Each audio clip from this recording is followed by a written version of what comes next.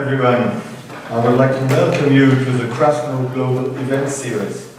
It is great to see you all here in the Mandela Auditorium at UNC-Chapel or online by Zoom. Welcome to everyone. Our distinguished guest today is cybersecurity expert Israel Soong. I will introduce him to you in a minute.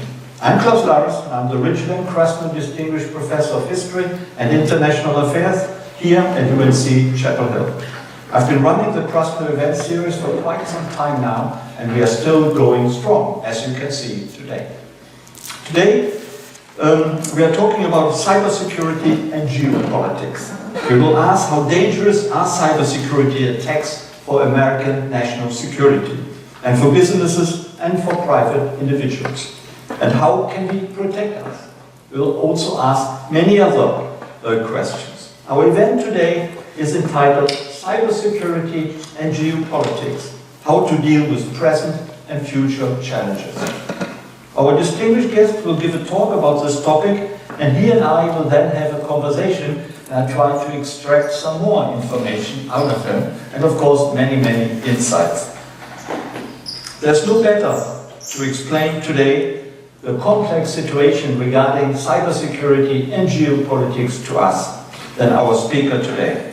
Israel Soong is Director of Cyber Policy for the White House's National Security Council. At the NSC, Israel coordinates interagency efforts to counter nation-state cyber threats to the critical infrastructure of the United States, such as power grids, for example. Israel also helped to bolster the cybersecurity of allied nations, and not least in the Indo-Pacific and in other parts of Asia. Before entering government service, Israel was a senior vice president for strategy at a software company in the United States. And he also was regional vice president for an IT security company based in Asia and in the Middle East. Israel Soong graduated from Cornell with a BS in policy analysis in 1996, and he obtained a JD from Harvard Law School, as well as an MPA from the Kennedy School of Government at Harvard in 2001. It is a great pleasure to welcome Israel Soong to UNC-Chapel. Israel and I actually met at a think tank event in Washington, and I was very impressed by what he had to say. I could hardly pass up this opportunity to get Israel to come to the Krasno Global Event Series and talk to us about cybersecurity and geopolitics. Before Israel makes his remarks, let me just point out that as always we are videotaping the event today for our famous YouTube channel, on which the videos of all our events can be watched again and again and again. The address is youtube.com/KrasnoUNC. We have a great international Zoom audience today, and everyone is most welcome to submit your questions to our speaker today by either raising your hand if you are in the auditorium today, or by making use of the chat function at the bottom of your Zoom screen. Our Krasno assistants will select your questions and read them out aloud to all of us. And please don't hesitate to ask many questions. Our speaker would like to answer all of them. Please join me in welcoming Israel Soong from the National Security in Washington, D.C. to the Krasno Global Event Series.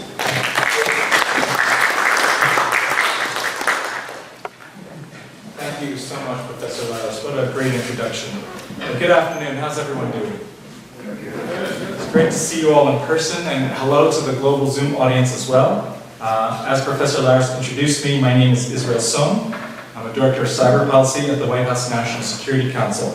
I want to express my sincere thanks to the Krasno Global Events Series and UNC-Chapel Hill for extending the invitation to address you today. I'm also really grateful to Professor Klaus Laris for your scholarship and your leadership with regards to EU relations in the United States, Russia, and the People's Republic of China. It's really amazing to have this opportunity to address you this afternoon. I'm going to talk about three things. First thing I'm going to talk about is why cyber matters to geopolitics. Then I'm going to talk about the present challenges that cyber has. Put this microphone up? Yeah. The microphone. This one? Is that better? Okay. First I'm going to talk about why cyber matters to geopolitics. Then I'm going to talk about the present challenges to geopolitics from cyber. and I'm going to talk about future challenges. That's my third point. When President Biden came into office, he emphasized the importance of cyber and tech issues from a national security perspective. Cyber threats affect every sector of society, from the critical infrastructure that underpins our daily lives, to the schools where we educate our children and the products we use in our homes. And technology has long shaped foreign and national security policy. Countries which adopted technology powered their economies, attracted skilled labor, drove productivity, economic growth. Militaries adapted technologies, from advanced platforms to robots for hazardous missions, to drones for precision intelligence. They all projected power on the world stage. Many of these technologies are dual use. They offer tremendous promise to advance our economies and our societies, and we've seen their potential to uplift and empower people around the world. But they also offer perils. We've seen how technologies rely on, from cell phones to pipelines to electric grids, can be targets for authoritarian state hackers and cyber criminals. Now, cyber in particular is a good example of mature dual-use technology that has become a geopolitical tool. Cyber is the lifeblood of our digital economy. Sales, advertising, manufacturing, global supply chain, they all run on ones and zeros, and they're all run by internet-connected networks. But when that basic digital infrastructure fails, that can affect companies and societies across the globe. Cyber is dual use because privately owned and operated internet infrastructure can also be used by nation states for military or geopolitical purposes. Not only nation states, but also a wide range of hacktivist groups, ransomware criminal groups, and commercial spyware companies who are motivated by ideology, money, or both, but whose actions have geopolitical impact all the same. Cyber activity is a particularly complex issue because cyber has low barriers to entry. It's difficult to attribute. It relies upon open source tools and commercially available penetration testing tools and a widely dispersed global internet points of presence. Cyber espionage can be used to steal state secrets. It can also steal sensitive information related to advanced technology that are not state secrets, but nonetheless are critical to national security because a nation is trying to protect its dual-use technology advantage. Cyber can also be used to generate what are called cyber effects. That is, cyber activity that generates a physical effect in a system. Most notably, cyber can be used to attack the networks that maintain and manage electrical power, telecommunications, infrastructure, ports and transportation, water authorities, hospitals. The critical infrastructure of a whole society can be vulnerable to cyber attack. There are few places that matter more to the national security of the United States and allies and partners than the Indo-Pacific. And so it is in this region that I would argue cyber presents the strongest challenge to peace and stability. Let's talk about the Indo-Pacific. No place on earth is more critical to Americans' livelihood and futures than the Indo-Pacific. This region, which stretches from the Pacific coastlines to the Indian Ocean, generates 60% of global GDP. Its commerce supports millions of American jobs. Much of the world's advanced manufacturing, which powers the US economy, happens in factories in this area. And this area has serious security challenges, including nuclear saber rattling by the Democratic People's Republic of Korea, North Korea, DPRK, and China's dangerous and provocative actions at sea. They have effects far beyond this region. First, let's talk about North Korea, the DPRK. Its leader, Kim Jong-un, has made clear he intends to pursue nuclear and conventional military capabilities that threaten the United States and its allies.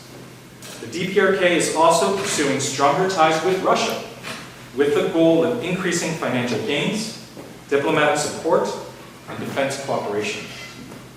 In order to ensure a consistent revenue stream, we're going to change mics. I think that's much better. Can people hear me better now? Thumbs up? Okay. To ensure a consistent revenue stream to support its illicit nuclear weapons and ballistic missile programs, the DPRK has engaged in an ongoing cyber campaign. particularly cryptocurrency heists. The DPRK uses a broad variety of cyber-enabled revenue generation approaches to launder and cash out stolen cryptocurrency. In addition, the DPRK maintains a network of IT workers at locations across the globe, and ill-gotten income from these workers further contributes to the DPRK's Weapons of Mass Destruction program. Second, and even more importantly, China, the People's Republic of China, the PRC. President Xi Jinping envisions China as the preeminent power in East Asia and as a leading power in the world stage. The Chinese Communist Party, the CCP, will attempt to preempt challenges to its reputation and legitimacy, undercutting U.S. influence, driving wedges between Washington and its partners, and fostering global norms that favor its authoritarian system. Most significantly, the People's Republic of China will press Taiwan on unification, an effort that will create critical friction points with the United States. The PRC's global and regional ambitions are hampered by a growing resistance to China's heavy-handed and coercive economic, diplomatic, and military tactics toward Taiwan and other countries. In particular, China's policies have led many countries and businesses to accelerate what's called de-risking in key sectors and limit exports of sensitive technology to China, which is further hindering the PRC's goals for technology-enabled economic and military development. Now, make no doubt about this, China remains the most active and persistent cyber threat to US government, private sector, and critical infrastructure networks.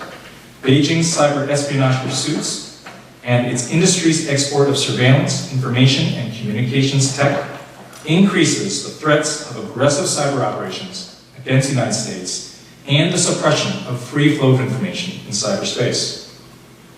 If Beijing believed that a major conflict with the United States were imminent, it would consider aggressive cyber operations against US critical infrastructure and military assets. Such a strike would be designed to deter the US military from intervening in critical scenarios, impeding US decision-making, inducing societal panic, and interfering with military mobilization. The PRC's state-sponsored cyber actor, Volt Typhoon, is seeking to pre-position themselves on IT networks for disruptive or destructive cyber attacks against our critical infrastructure in the event of crisis or conflict with the United States. We have confirmed that Volt Typhoon has compromised the IT environments of multiple critical infrastructure organizations in communications, energy, transportation, water and wastewater sectors, both in the continental United States and in its territories, including, importantly, Guam. The US, along with Canada, New Zealand, the UK, and Australia, have issued a joint cybersecurity advisory to highlight this activity. So what is the United States doing in the Indo-Pacific to confront these two cyber challenges from the DPRK and from the PRC? Well, we are making cyber a critical part of our security relationships. We're further strengthening and reshaping our alliances and partnerships in the region. Now, the United States has long had one-to-one partnerships and alliances with other Indo-Pacific countries. But, much like the hub and spokes of a wheel, those individual partnerships didn't overlap. In this administration, we've worked to strengthen not only our existing one-to-one relationships in Asia, but to incorporate those partners in new and innovative ways. For example, President Biden brought together Japan and South Korea, two countries with a very difficult history, to join the United States in the Camp David Trilateral Summit last August, spurring new defense and economic cooperation. And then we've elevated the regional grouping known as the Quad, Australia, India, Japan, and the United States, to deliver things like coronavirus vaccines and mobilizing millions of dollars in digital infrastructure investments. Japan itself is making historic investments in defense, what will allow it to contribute far more to our alliance and to security in the region. South Korea has adopted a new strategy to surge economic investments in key industries in Southeast Asia, strengthening the supply chains that our economy relies upon. And the Philippines is modernizing its military capabilities and increasingly integrating them with America's, making them more capable of standing up to bullying from China in the South China Sea. To confront DPRK malicious cyber activity, the United States has been working with Japan and the Republic of Korea on a trilateral basis to implement commitments made during the Camp David Summit. Our work includes sharing diplomatic information and law enforcement information to curtail the North Korean ability to steal cryptocurrency and to convert it into hard currency. Our trilateral work against North Korea has led to unprecedented levels of cooperation between our three countries. This is in addition to all of the cooperation we do against DPRK with the United Kingdom, the RK, Canada, Australia, and New Zealand, all of which have a vested interest in peace and stability in the Indo-Pacific. To confront the PRC cyber threat, the United States has been steadily working with Indo-Pacific allies and partners across several cyber fronts. Number one, the U.S. Cyber Command, standing shoulder to shoulder with allies and partners to expose malicious cyber activity, strengthening their cyber defenses. Number two, through the Department of Defense and other civilian agencies, the U.S. is working with these nations to strengthen the cyber defenses of host nation networks. This means giving cyber expertise and advice, sharing cyber threat intelligence, and funding to build new, resilient networks. Number three, through the Department of Energy and DHS CISA and private industry, the U.S. is helping nations to bolster the security of networks that operate critical infrastructure. The very networks that could be used to mobilize and support the U.S. military in a time of crisis or conflict. And lastly, number four, through state, the Department of Defense, and the Department of Education, we are promoting cybersecurity education and cybersecurity careers across many countries in the Indo-Pacific, building future cybersecurity capacity to rise to tomorrow's cyber challenges. And all this is producing historic security dividends. We're locking arms with our allies and partners against North Korea's destabilizing weapons programs. Together, we're pushing back against China's dangerous brinksmanship in the South China Sea and in other places. Our security partnerships across the Indo-Pacific are more effective and more unified, which makes us and our neighbors safer and stronger. That's how we're addressing the current cyber challenge. But the work is not done yet because there are future challenges. And that's the last section of my talk. What are the future challenges in this area that we need to be tracking? I want to talk about the intersection between cyber and artificial intelligence, AI. We've spoken about how cyber is a mature dual-use technology. But that technology has even more promise and peril when combined with AI, which is an emerging dual-use technology. First, let's talk about the risks. There is an incredible potential to misuse AI technologies, which raises concerns about warfare in the digital age, the erosion of traditional deterrence, and the ethical implications of their deployment. Let me give you a few examples. The same advanced protein models that enable faster vaccine development, over time, can also accelerate the development of dangerous substances. The same data, sensors, and algorithms that drive faster responses to emergencies can also be used to monitor citizens and control populations, to stifle dissent, and to censor. And the same models that drive more secure code, underpinning our infrastructure and software, they can also be used in malicious software, such as malware and ransomware, and even accelerate their development. Cyber actors have used large language models and other artificial intelligence and machine learning techniques to generate code that could be used maliciously. They can use them to write phishing emails. They can reverse engineer software code. They can use AI to create deepfakes. They can filter through large data sets they've stolen. And they can use AI to crack passwords. Cyber attacks could become even more targeted and disruptive when combined with AI. Russia's invasion of Ukraine, Iran's drive to control domestic protests, China's use of video, images, and AI models to fuel control of its popular protests from Xinjiang to Hong Kong, and its threatening posture in the Taiwan Straits. All of these examples demonstrate why these technologies' additional levers of influence are so concerning. So, We recognize the risks posed by AI. The risks are real and they are serious. They can reinforce bias. AI has its own fragility.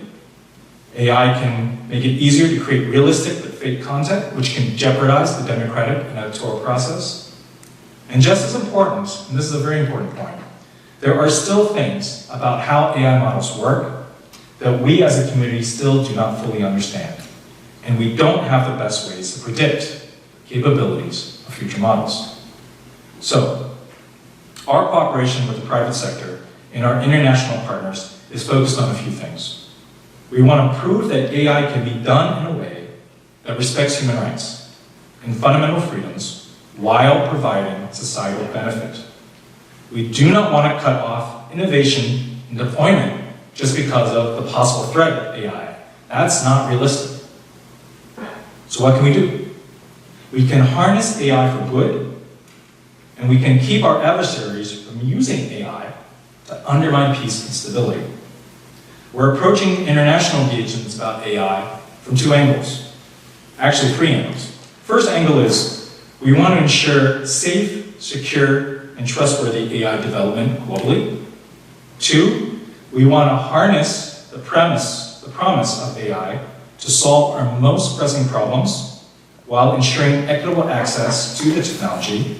And three, we want to target export restrictions on the hardware essential to developing the next generation of AI, including frontier AI models, because of the way in which authoritarian countries, including the PRC, is using AI to modernize its military and abuse human rights. We're engaging in established international forums. We're developing cooperative frameworks to find common ground, establish international norms, and advance a code of conduct. The United States intends to work with all countries to set the stage for ongoing, inclusive, multilateral conversations about how best to mitigate the risks of AI to international peace and security, and create building blocks for international norms of behavior. I want to talk about the last point, which is actually a fourth point, actually, about our vision. Excuse me.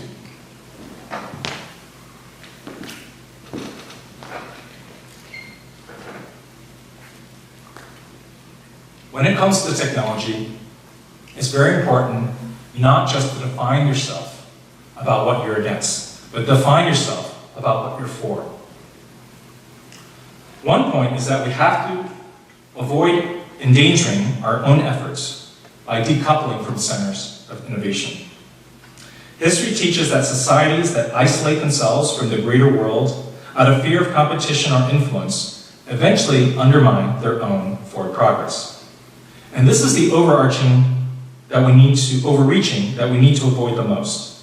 That in the name of safeguarding AI and keeping our adversaries from leading us in AI, that we end up starving our digital economy of foreign talent, competitive pressure, and innovation.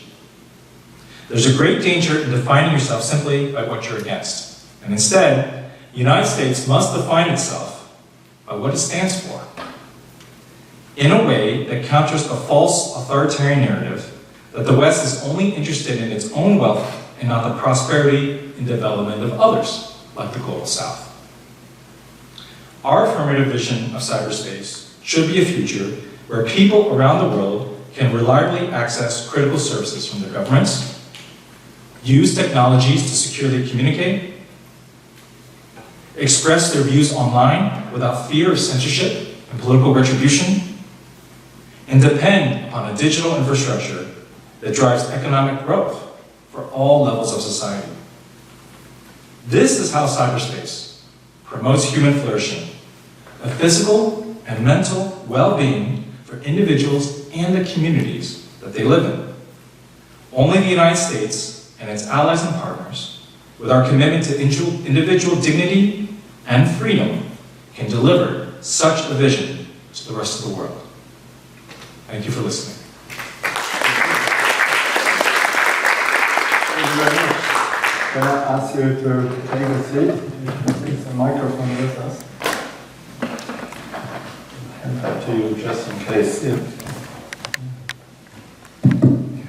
Great.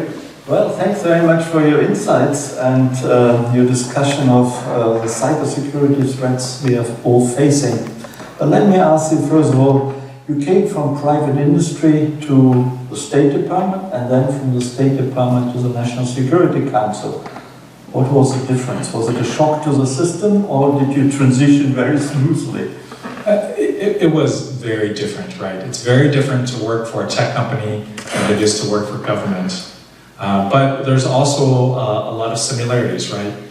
Tech moves extremely fast, whether you're in private industry or government.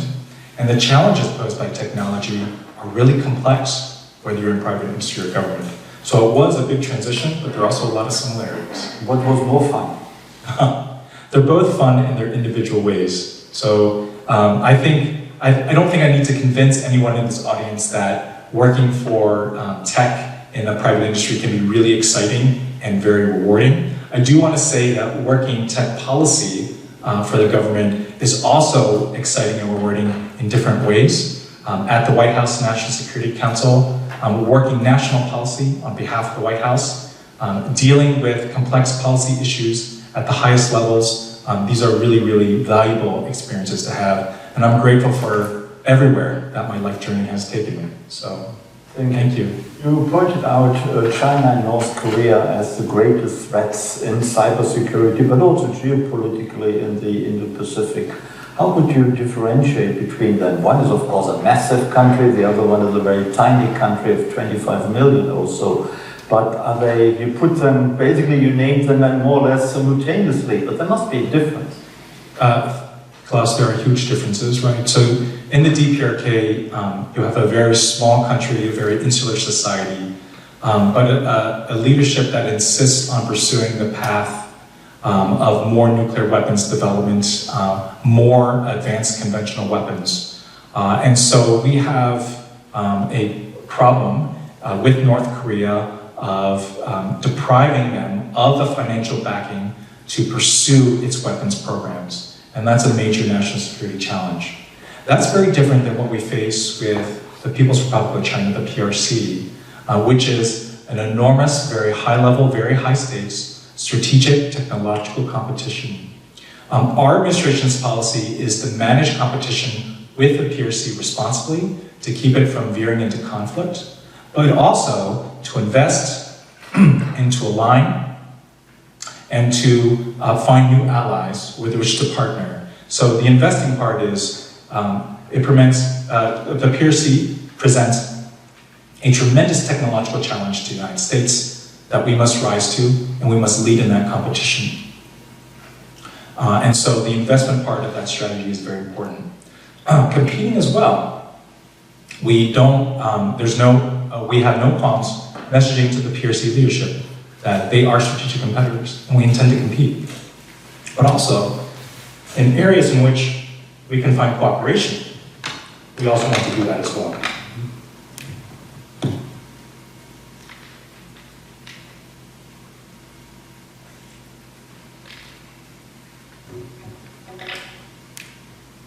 So they're two very important national security issues, but they're two very different issues.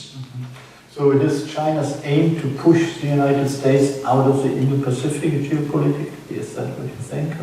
Well, I think the CCP and the Chinese leadership's own statements, and there have been many scholars documenting this, there is no question that they intend to displace the United States and its leadership of the rules-based international order and substitute an order of their own that is different than the ones that the United States and its allies have built.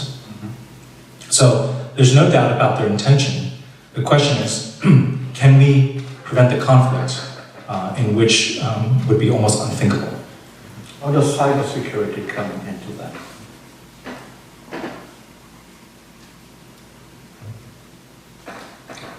So in terms of cybersecurity, I've mentioned before, and this is widely documented if you're in the cyber world, about the massive espionage campaign that the PRC has initiated against the United States, as well as I discussed the pre-positioning of the PRC on US critical infrastructure.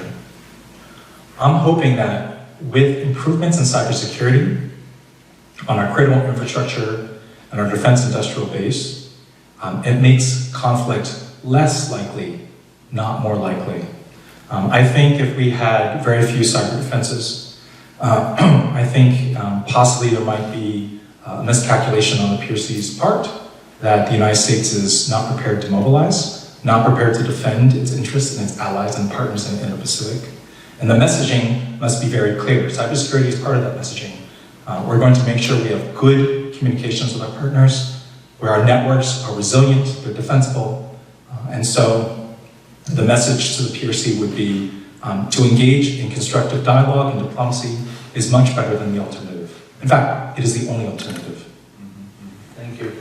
When you look at what is happening regarding Russia and Ukraine, the real invasion of Russia was, of course, a cause of war for Ukraine.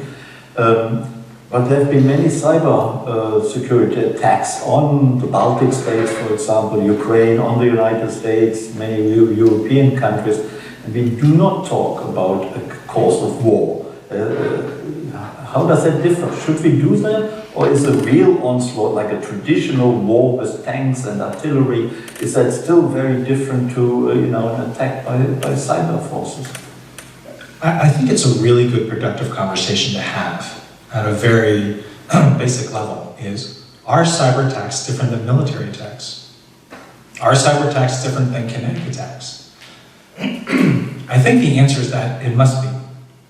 You have kinetic attacks which involve the loss of life, physical destruction. Pardon me. And then you have cyber attacks, and which do things like they can destroy critical infrastructure, they can take services offline. But are they really in the same category as a kinetic attack? So I think that there's a lot of discussion to be had on this point, and certainly an equivalence right away that a cyber attack is the same as a kinetic attack. I think that'd be very foolish. One thing, if you're not in the cyber and tech world, cyber attacks can knock servers offline, but sometimes the duration is only a few hours. Do you really want to go to war over something that knocks a server off for a few hours? So let's think about, instead of making cyber into an exact analogy of geopolitical actions that we're more familiar with, let's consider cyber and technology on its own terms for the own unique national security problems that they present. Thanks. Do you think that the United States is particularly aware of the threat from cyber attacks, cyber security issues? What about the Europeans? What about other allies of the United States? Would you say they are still, a little naive about cyber, or are they catching on? Professor Lars, if you had asked me this question 2 years ago, I think I would have been kind of half and half about that. But I think one of the good things that has happened over the last 2 years is the White House, the NSC, and other departments and agencies reaching out to their counterparts across the world, both in the Indo-Pacific and in Europe, to advise them and raise the issue of your networks are under threat, your critical infrastructure is under threat. Cyber is easily used as a tool of espionage to collect secret information. You have to protect your networks. And by and large, I think, after several years of messaging this, I really do see a difference in my engagements with foreign counterparts. They really do now understand why networks need to be hardened, especially critical infrastructure, and what steps they need to protect their networks. I think at this stage, it's not a matter of will, because I think the political will is there, and the awareness is there, but all of these countries are having the same basic issue that the United States has had for a long time, which is not enough cybersecurity capacity.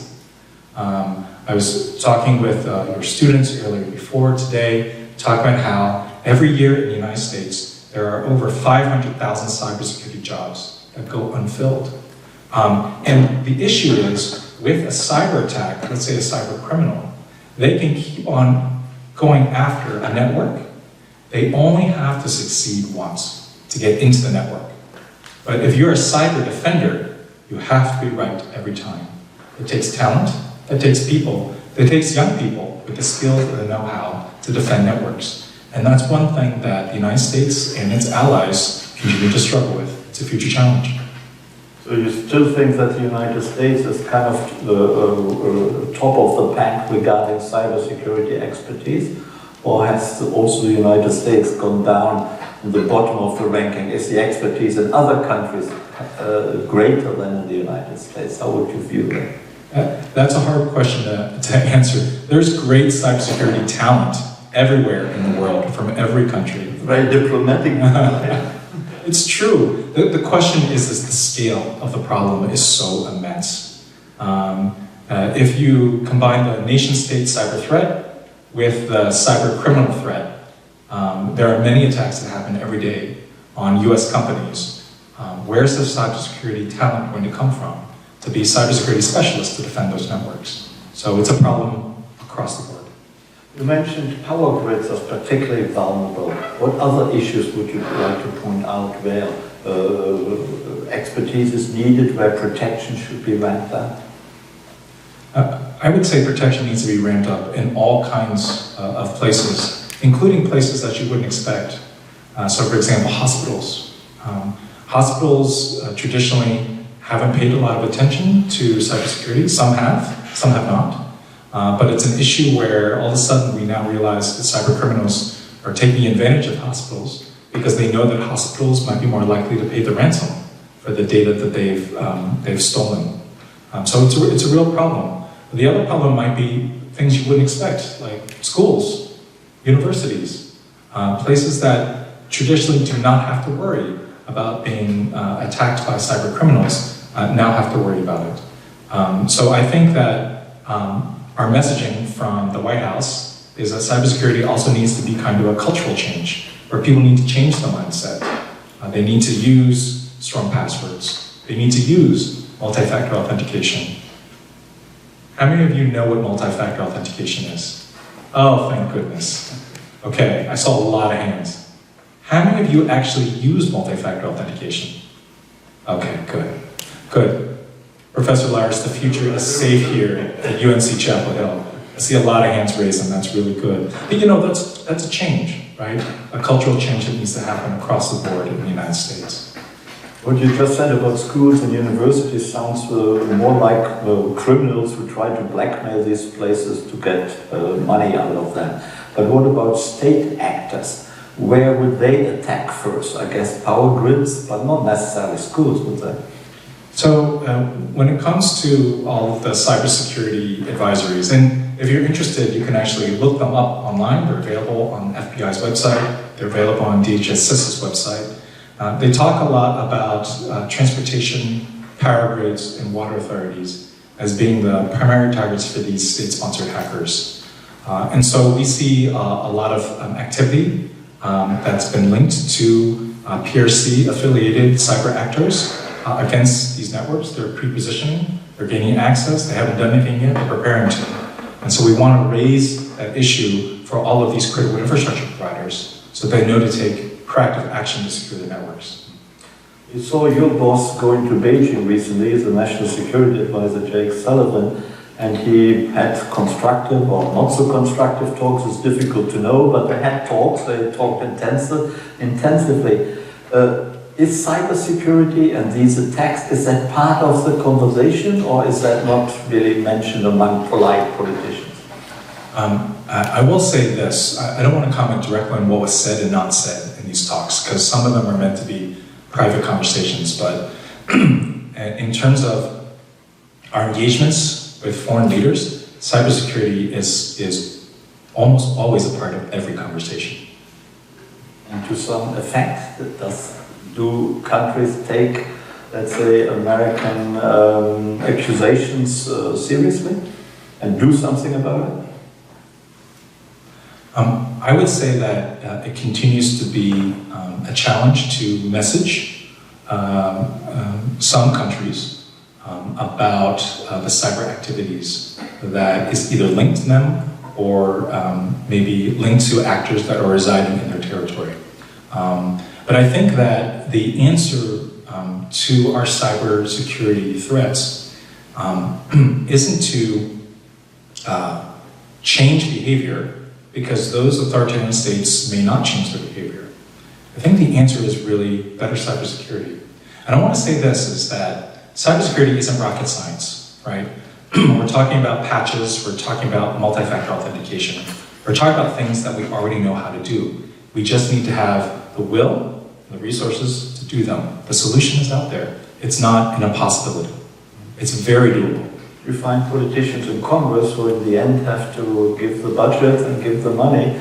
They are open to these arguments, or because there is, of course, social services, there's road and transportation, which all cost a lot of money, and the domestic constituents may appreciate them more than more abstract cybersecurity laws. So, when it comes to Congress, we've gotten great support from Congress. Congress is very, very aware of the cybersecurity issue, and they're very, very supportive. So I think in terms of cybersecurity, the message has been well received by policymakers. The message is out there and it's gaining traction. You were actively involved, or at least you thought actively about the debate regarding Huawei and the 5G by Huawei, whether it should be part of the infrastructure in Western countries. Also, the TikTok debate is on us. What do you say about these debates? How do you? What is your own personal point of view? So on a Huawei point of view, our government has made it very clear. We're urging allies and partners not to incorporate Huawei into their critical infrastructure because of the cybersecurity risks. And that is definitely, I think, the right message to be sending. Even the British have said it is exaggerated what the United States claim. Even the British, America's most loyal ally, is hesitant to follow suit. What would you say about that?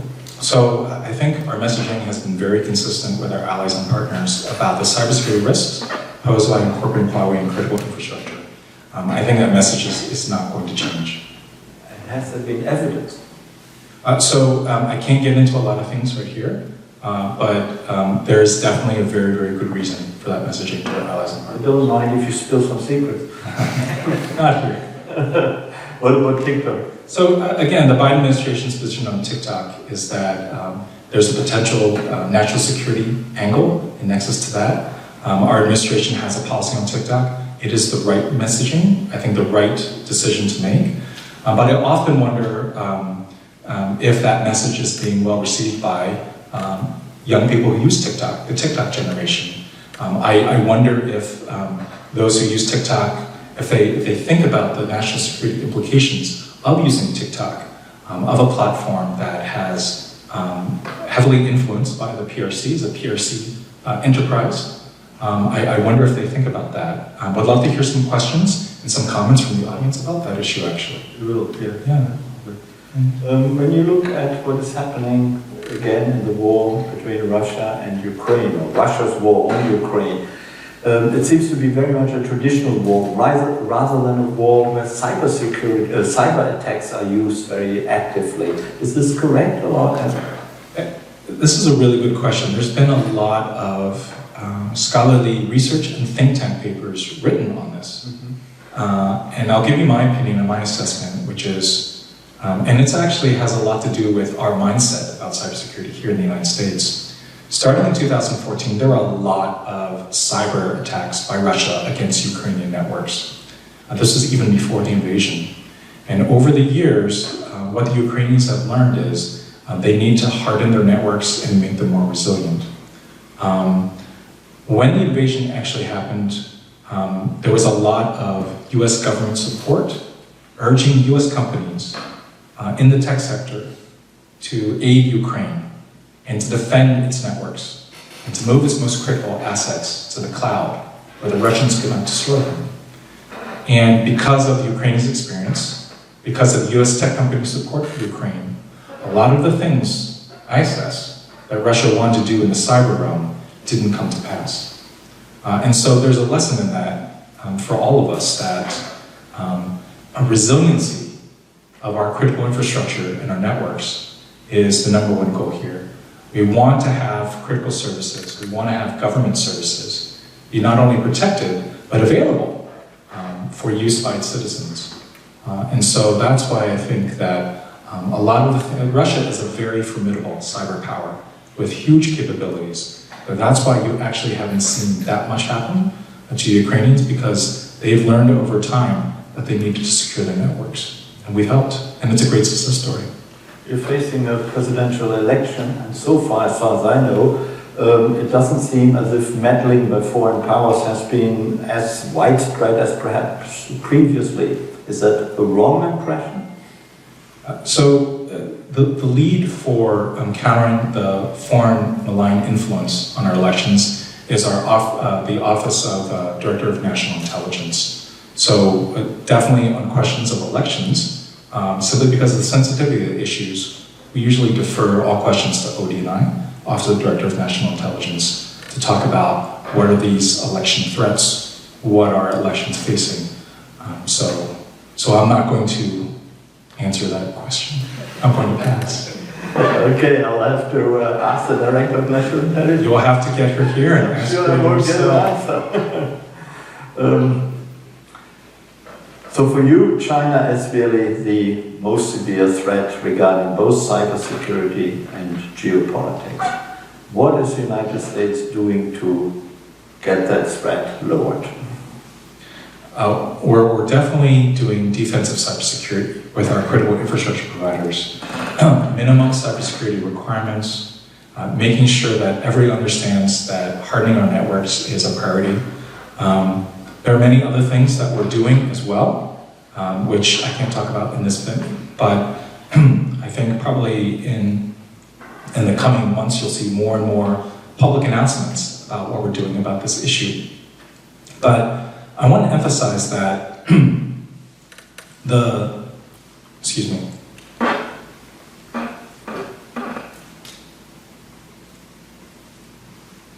things that we're doing to promote defensive cybersecurity are going to protect us from threats in general.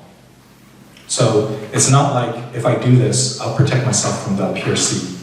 But you're actually protecting yourself from hacktivists, from ransomware. That's the great thing about cybersecurity. It's not rocket science. As a society, we can do these things. And we can do these things well. We have the technology to do them. So the United States is doing a lot in terms of protecting its critical networks, defense industrial base, from PRC cyber threats.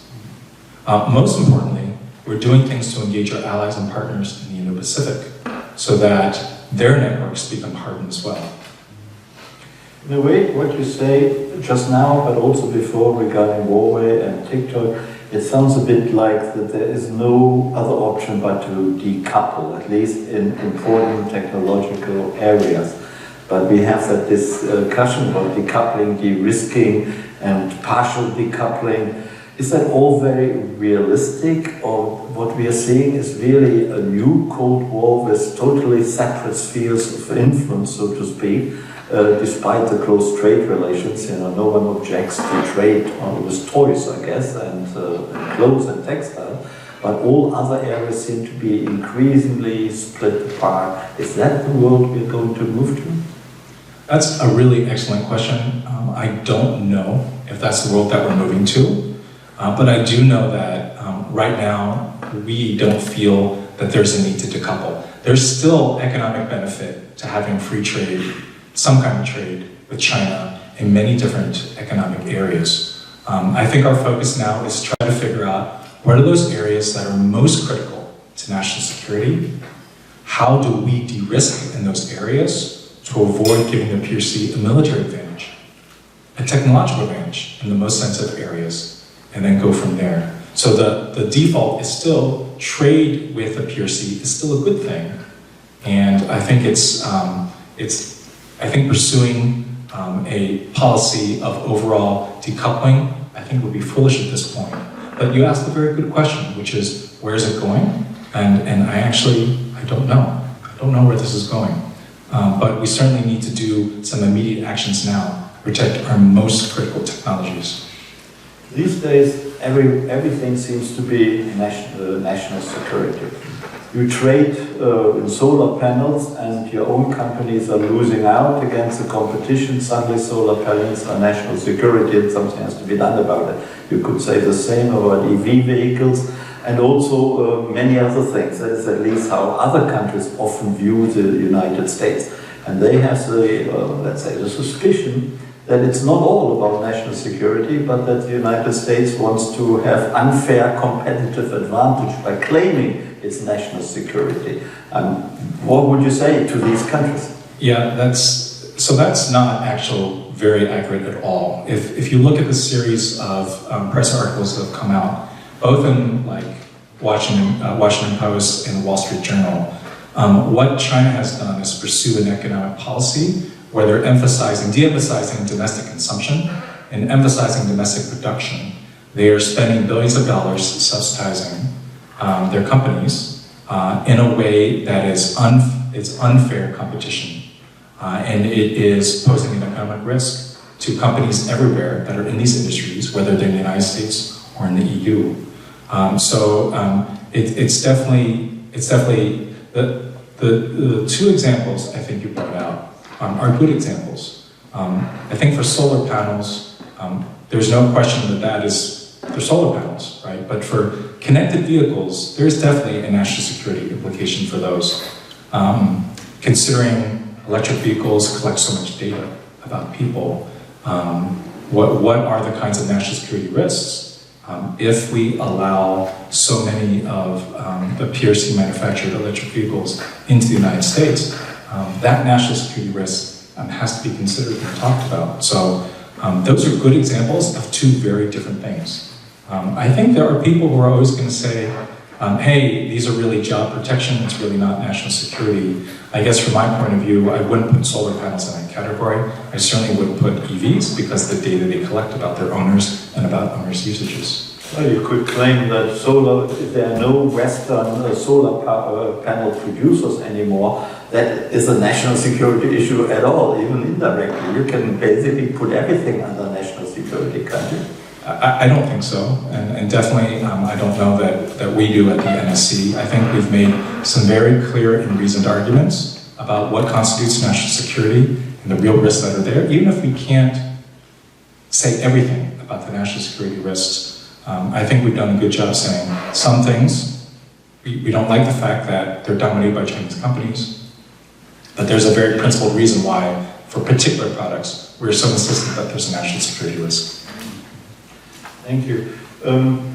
What many people are worried about, also we had the discussion over lunch, was that the security state is not just spreading in China and Russia, where there are cameras everywhere and every step you take, every movement you make is kind of observed by a camera and can be pulled out and used against you. That we also see that phenomenon in Western countries, including the United States. But London is very famous for having multiple cameras who of course observe you, and in theory that material could be used.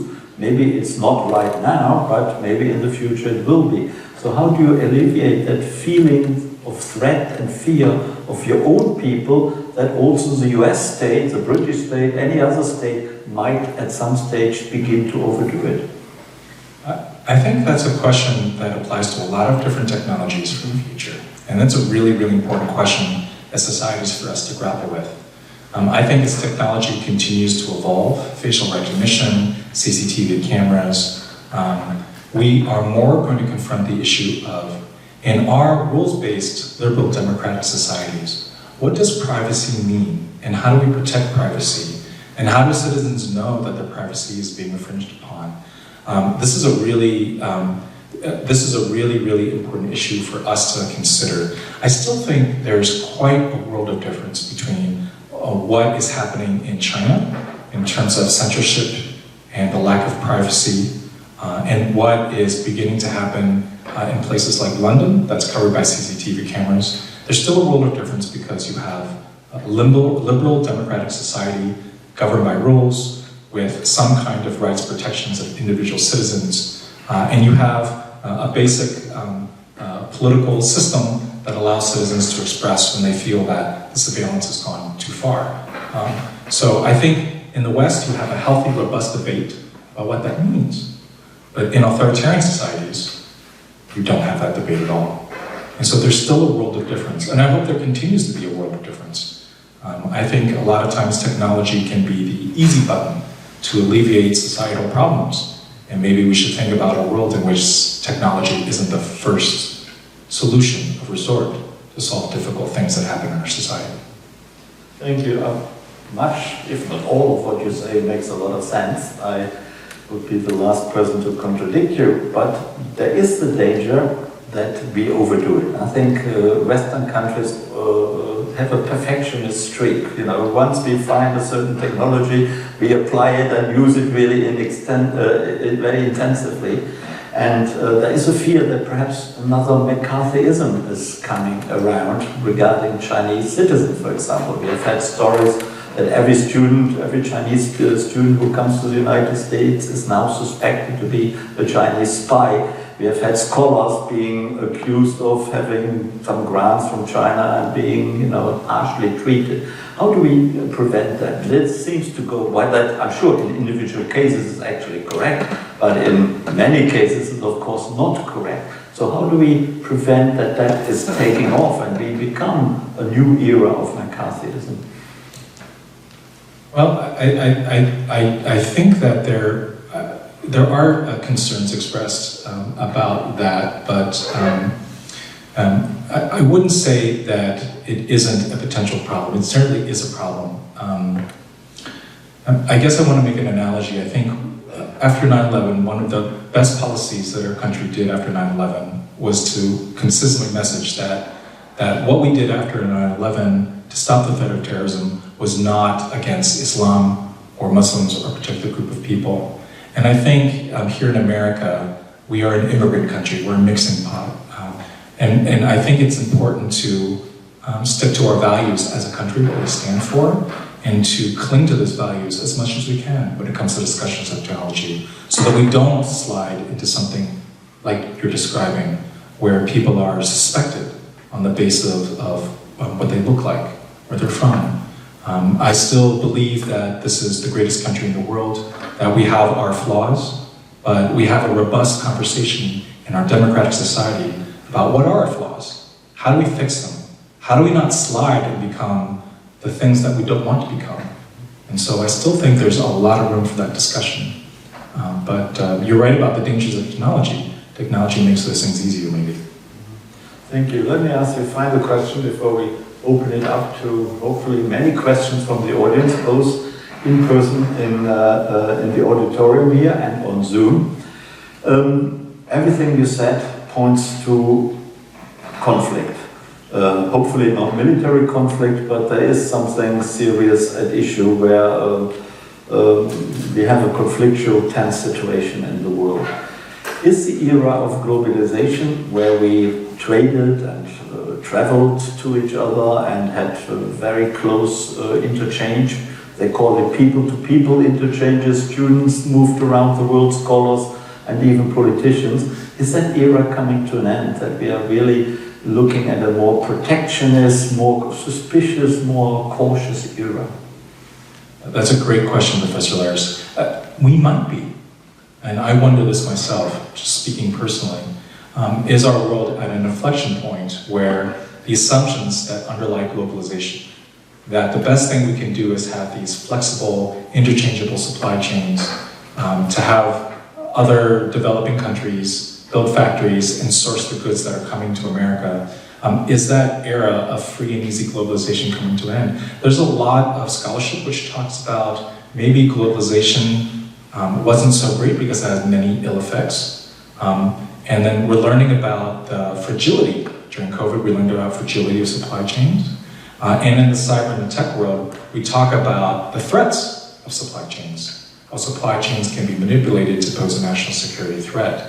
So the assumptions of globalization are every trade is good, it's all great, flexible supply chains. And there's a lot of people who are thinking maybe we should rethink that. So the question is, I don't know, maybe. Hopefully not. Thank you. Let's open it up to questions. Can you raise your hand? Let's start with people in the audience. Yes, please. Thank you very much. I appreciate it. And can you briefly introduce yourself? Yeah, Miguel Lacerna, Department of History. Thank you for sharing your perspective, really your insider's perspective on this issue that matters to all of us. lot of what you spoke about was in terms of kind of a protectionist and defensive kind of cyber strategy. But it occurs to me that kind of the attacks that we are kind of worried about facing are ones that the United States has actually been the ones kind of perpetrating throughout history before there was a sort of cyber era in terms of destabilizing infrastructures, undermining elections, kind of trying to really wreak havoc on physical infrastructure. That's a policy the United States has been documented having engaged in over time. And so, I guess this kind of leads me to question whether or not the United States is engaging in offensive cyber strategies and capabilities as well, or if you can comment on that to the extent to which the United States is doing that, or is it purely a defensive thing trying to protect the United States from those types of attacks? Thanks for your question, Miguel, and your question is a good one. I can't comment on anything because a lot of those things are highly sensitive, but I will say this, that here in our rules-based order, right, there are several norms and legal constraints that bind whatever activity we do, whether it's cyber or non-cyber. That's the laws of armed conflict and international humanitarian law.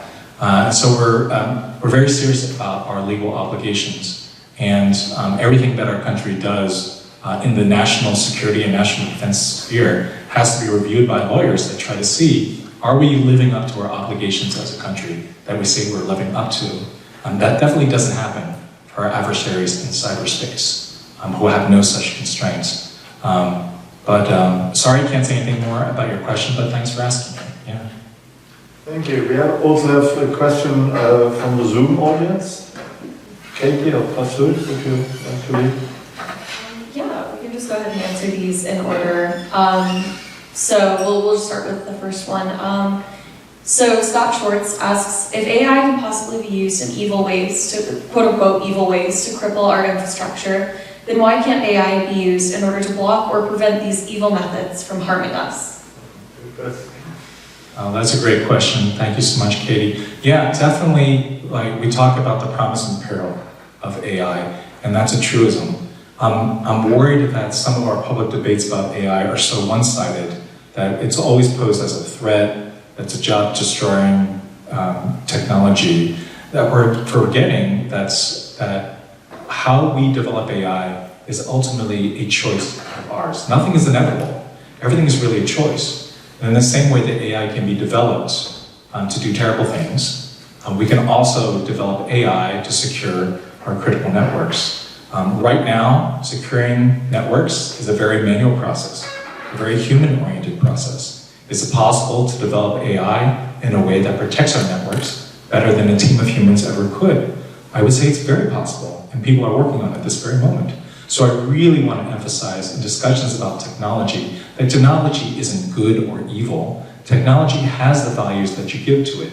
If you're developing AI to help protect networks, you're giving it a value, which is a protective value. And that's certainly something that we look forward to in the cyber community when that day comes. People are working on it right now. How important is AI in your view for the development of future technology? Absolutely transformative. But the frontiers are very unknown. A lot of drama, a lot of press articles, and a lot of money is being poured into AI. But I'm not sure that we know the contours of the problems that we face or the future challenges that we're going to face. It's going to take a lot of conversation. Have cyber attacks been transformed since AI showed up on the scene? We've seen hints of it, but we haven't seen any large-scale changes yet. I'll say that. Okay. Any more questions? There's this gentleman over there. With the widespread Introduce yourself. Oh, I'm Brandon, I'm a student. Brendan. With the widespread use of Starlink in the Russia-Ukraine war, do you see a trend using more private industry? I know it's a bit of an anomaly, but do you think the private sector is going to have more of a role in the cyberspace, or do you think it's going to stay stable? Yes. I think that's an excellent question because I feel like we're entering this new world in which it's not just governments, right? Governments make policy, governments have legislation, governments make laws, but some of these giant tech companies their influence is felt globally. And so part of the conversation with engaging tech companies in my line of work is discussing and engaging them on what is the public good. Because you remember, cyberspace is a private network. It's not owned by any government, and it circles around the world. And so all of these tech companies are operating in spaces that aren't, per se, government spaces. So I think we're entering a new world in which a lot of these tech companies have so much sway over what happens in geopolitics. And engaging them, having them engage the White House and the NSC on discussions about what's best for our world is a really great conversation. We have those conversations on a daily basis, and those conversations will come. Back in when I was in undergrad, I think there was a sense of which, well, if I want to do the most public good, it must mean I have to take some kind of government job or a job with an NGO or something like that. But I do want to remind everybody that in this new world, the decisions made by tech companies may be just as consequential as the decisions made by governments. Thank you. Do we have another Zoom question? Yes, we do. Dave wants to hear more about the Internet Engineering Steering Group and the Internet Engineering Task Force. If these are groups that work with the NSC, and what do they do in terms of regulation of the internet and how that relates to cybersecurity? They do work with certain members of the NSC, but I'm actually not on that particular team, so I actually can't speak intelligently to that question at all. But is it Dave that asked the question? It's a good question. Thanks, Dave. I appreciate you asking it, but I'm really not the right person to talk about it. Do you know something about the development of a separate internet in China, and North Korea has done that already? Those have been in several news articles. Of course, I don't have any inside information to share, but certainly I think there's been indications that authoritarian countries see a free and open internet as a threat to their authoritarian rule. And I think they're thinking according to their perception of the threat. So I think that's why that might be going on. North Korea, as far as I know, has developed its internal intranet, where certain concerts, certain music, certain literature is available, but nothing else. So very limited, but they claim they have an internet too. Yes, please, up there. Good evening, sir. My name is Rory. So I had a question. I had a question regarding what you said about how cyber attacks should not be necessarily considered a catalyst for war, but we do see these as eroding the international rules-based order. And so it's kind of, in my mind, like a gray zone activity. We've seen that widespread that the PRC is doing. So if it's not an act of war, outside of purely defensive posturing, how do we combat this? That's a really good question, but I want to just clarify the answer that I gave about that. It's not necessarily that a cyber attack wouldn't be considered an act of war. I think in some cases it actually could, resulting in the destruction of critical infrastructure that's necessary for life support, or a cyber attack that destroys something that leads to the injury or death of citizens of U.S. people living in the United States. So definitely a cyber attack in some circumstances could be considered an act of war if it's that kind of level. But I think that maybe what I was referring to is things like hacking into a certain critical infrastructure, disrupting a service, having a service go down for a couple hours. Things like that. I think we have to be careful distinguishing a kinetic attack from a cyber attack. But the question is still, I think you pose it rightly, these kinds of cyber activity, let's call it malicious cyber activity, are a threat to maintaining the rules-based order. So I already discussed some of the things that we're doing to combat the authoritarian nation-state attacks. maybe one of the things that I should talk about more is what we're doing to preserve the rules-based order against cyber criminality. One of the things that we're going to have in a couple weeks in DC is called the Counter Ransomware Initiative. A like-minded group of over 70 countries and international organizations coming together, many with their law enforcement representatives, coming to talk about what are the structural things that we can do, what are the policies we can embrace, what are the informations that we can share to disrupt cyber criminality and make cyber criminality not pay for what they're doing. So there's a lot of international movements to build international frameworks to resolve these issues in a multilateral way. And so maybe that's a partial answer to your question. If you want to ask a follow-up, that's okay too. I hope I just answered the question. No, that works. Thank you, sir. Thank you. Any other questions? Yeah, here, over there.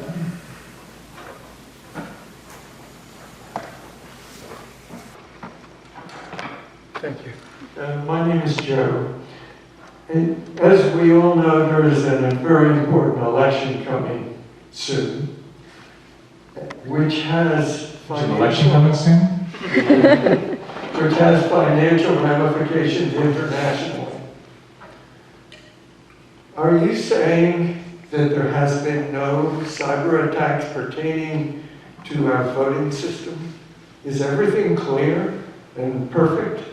I'm not saying that. I'm saying that questions about those kinds of questions are more probably directed towards the Office of Director of National Intelligence, which is the key focal point for combating election interference and influence. And it's really important why our governmental system is meant to do that, because we want to make sure that it's the head of our intelligence community, the ODNI, that makes those statements to the American public, and not any body with any connection to a political angle to the elections. Attacks on our electoral system, cyber, malign influence, these are threats to all of us, regardless of what political party we are, regardless of how we see politics, and the things that we should all agree to combat. So it's not that I don't want to say anything about that. It's that most properly those questions are best answered by someone who represents the ODNI. Thanks, Joe. Good question, though. And yeah, thank you. Thank you. We have another question on Zoom. Yes, we have a pair of questions from Scott Schwartz. Both are about American private sector. On one hand, he wants to know about how they could use virtual private networks in order to prevent their network from being attacked, so VPNs. And the other question he has is, what could the U.S. government do to incentivize or influence the private sector to spend more on cybersecurity? I think in answer to the first question, yes, VPNs are great because they mask the discovery of devices in your network from other programs that scour the internet for devices that are vulnerable. So I think VPN use is great, as long as it's a reputable VPN that they're using. And the second question was, how can the US government encourage private companies to invest more in cybersecurity? I think for some companies, they're already investing a lot in cybersecurity because, for example, like banks, right? They have a lot of assets to protect. I think one of the things that we have done in this administration is to encourage big tech companies to do cybersecurity provision for smaller enterprises, maybe underserved communities that do not have the resources to do proper cybersecurity. I'm thinking about like schools or hospitals in underserved communities, and I think that's a really great thing. I think though the bigger question is that there's a greater need for students to go into cybersecurity or people to get cybersecurity certifications. The jobs are out there, the salaries are very, very good. I think eventually we're going to get there. The question is, how quickly can we get there with the financial incentives we have in place? So it's a valid concern. Yeah.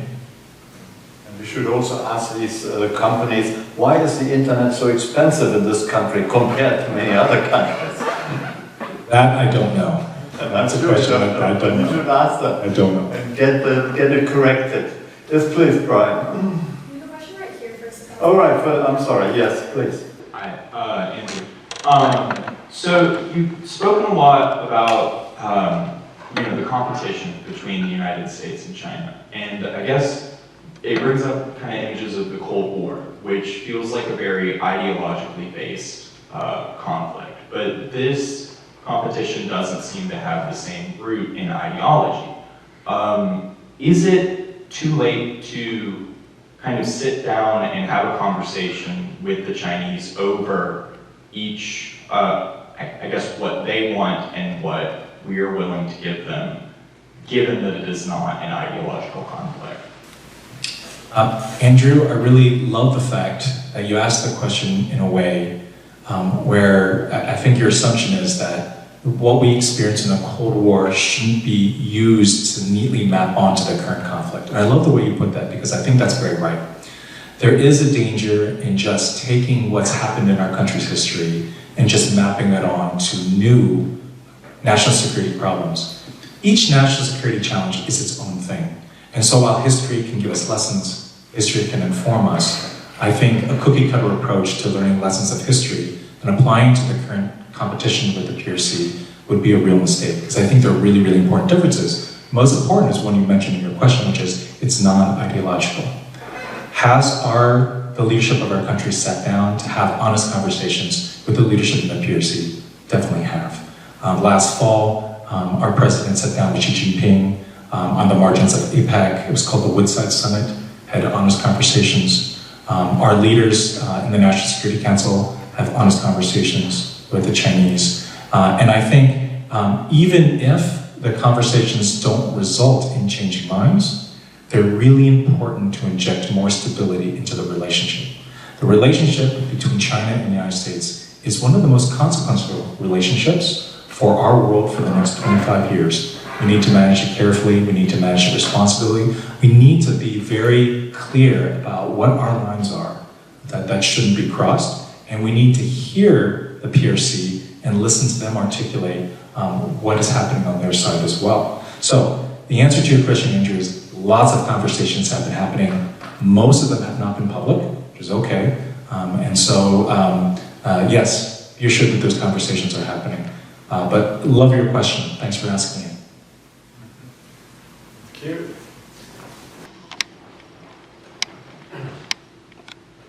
Thank you. You certainly got us all very worried. Thank you for doing that. A couple of things. So we put these limits on our cyber technology exporting to China. How much of a lead do we have? When are they going to catch up? When are they going to overtake us? And we wish we could have their technology because we might be behind. So that. Secondly, just to come back on Andrew's question and also Klaus's question, very interesting, because you were saying earlier on when we met that it wasn't ideology that Andrew you were talking about, but it was, we used to be communism versus capitalism, no longer that. And you said China had another motive in spreading their technology, which would spread types of authoritarian government potential. And then another point you made, sorry this is long, but you said America has really been the hegemony for the last 20, 30 years, maybe longer. And you said that China aspires to that. Well, if China aspires to that, and you can't have two hegemons, I don't think. And that comes back to Klaus's point. Are we just doomed for conflict? So a couple of clarifying points, Brian. Thank you for asking it. So the United States does not aspire to be a hegemon. We have very strong partnership with many different multilateral organizations and many different countries. I think what you find on the other side is more of a, certainly with this the example of the Cold War with the Soviet Union spreading its ideology, that was definitely more hegemonic.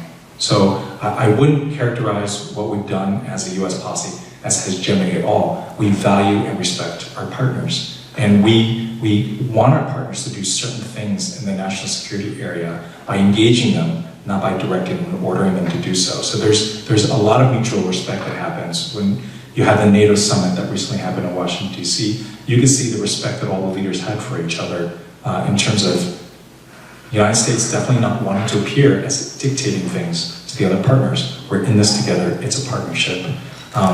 Now, regards to the other question you asked about technology, this is the conversation we had at lunchtime, which I thought was a really interesting one.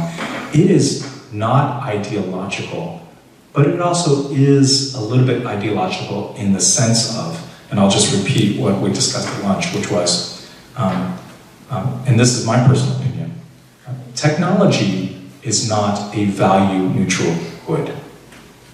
Technology has values in it, and you can give technology those values.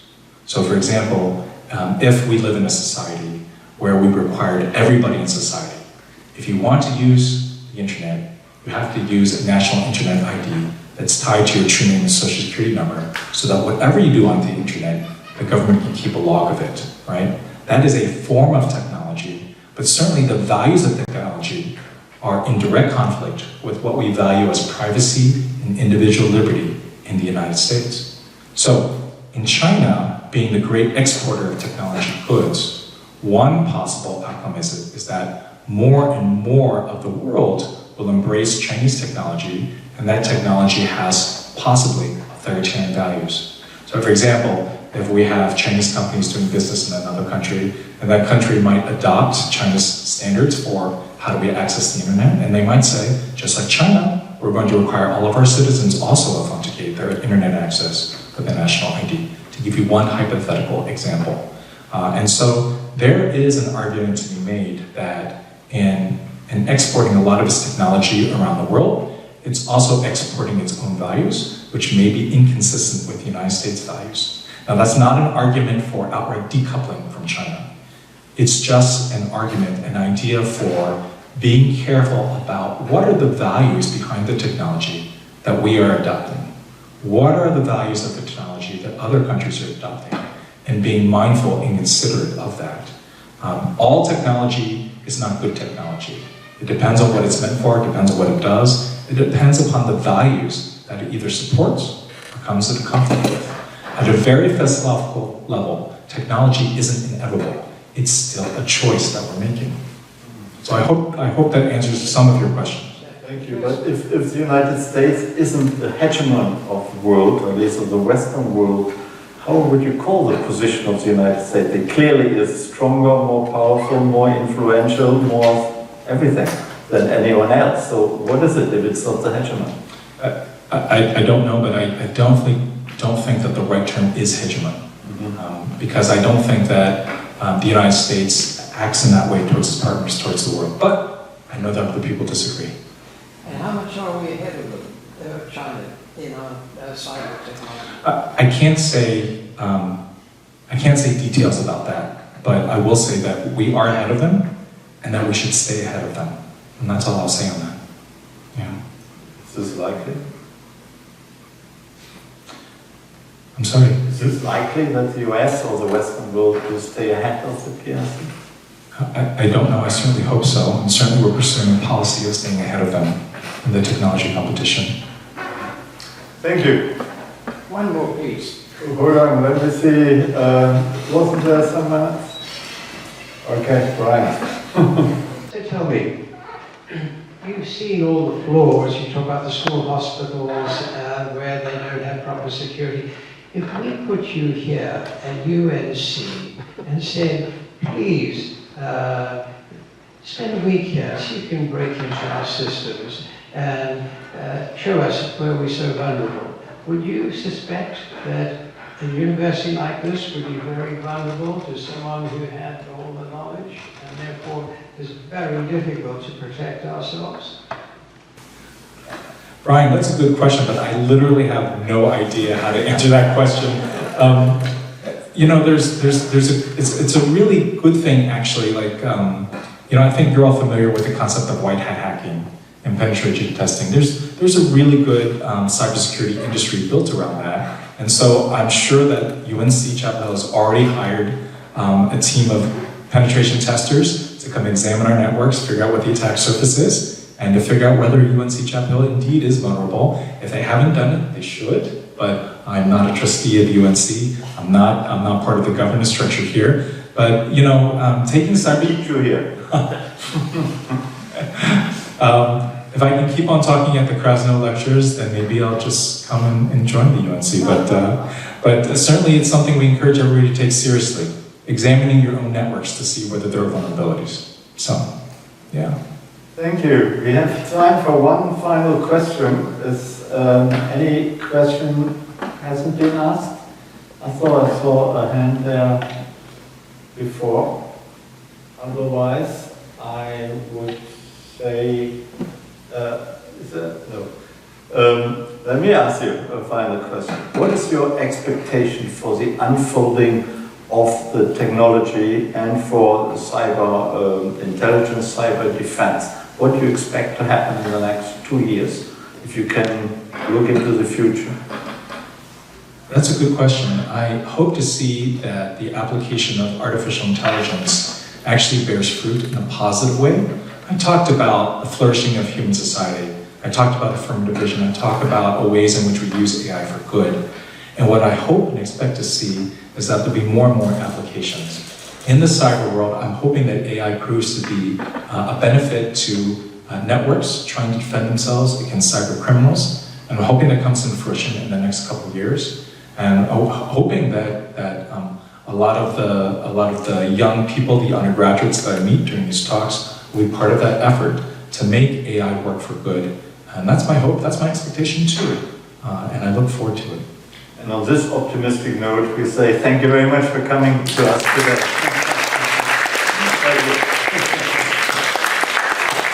Thank you everyone for coming today. Thank you again to Israel Soong from the National Security Council. There will be more Krasno global events in the near future. I will let you know in the next few weeks, I would say. And please come back and follow us on Zoom, sign up to our mailing list, and be generally loyal and supportive of the Krasno Global Event Series. And thank you again to our speaker today.